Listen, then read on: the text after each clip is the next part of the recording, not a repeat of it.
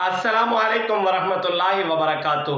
میں ہوں حافظ عبد المالک رضوی اور آپ میرا یوٹیوب چینل اور فیس بک پیج امام مسجد دیکھ رہے ہیں۔ میری آپ سے گزارش ہے، اگر آپ نے ہمارا فیس بک پیج ابھی تک لائک نہیں کیا تو ضرور کر لیں، اور اگر ہمارا چینل یوٹیوب آپ نے سبسکرائب نہیں کیا تو سبسکرائب کر لیں۔ تو آج یقیناً اختتام رمضان ہے، آخری افطاری فرض روزوں کی آج یقیناً امت مسلمہ پاکستان میں کرنے جا رہی ہے۔ سامعین عزیز وقار، افطاری کے بعد جو آنے والی رات ہے یہ یکم شوال کی رات ہے۔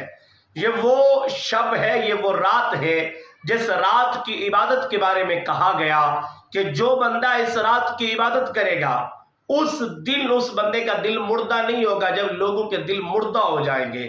یعنی کہ دل کے لیے بھی یہ باعث برکت والی رات ہے اگر بندہ اس رات کو عبادت کرتا ہے، یقیناً کیونکہ خوشی کی رات ہے، عظمتوں والی رات ہے، شانوں والی رات ہے، کیونکہ ماہ رمضان المبارک کے اختتام پر یہ وہ رات ہے جس رات انعام دیا جاتا ہے، یہ وہ رات ہے جس رات جزا دی جاتی ہے، اجر دیا جاتا ہے، یہ وہ رات ہے جس رات اللہ اپنے بندوں پہ اپنا خاص فضل فرماتا ہے اور پھر خوشی کے لیے صبح عید کا دن اللہ عطا فرماتا ہے۔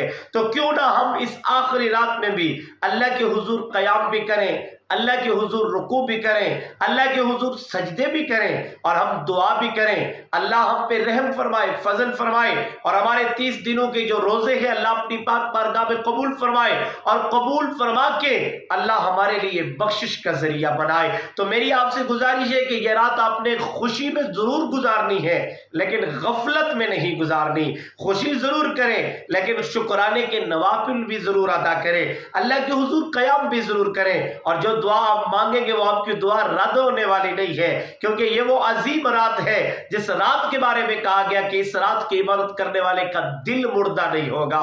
اگر آپ اپنے دلوں کو زندہ رکھنا چاہتے ہیں تو پھر اس رات ضرور عبادت کیجئے گا۔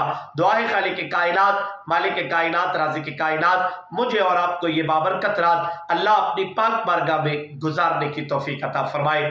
آمین ثم آمین۔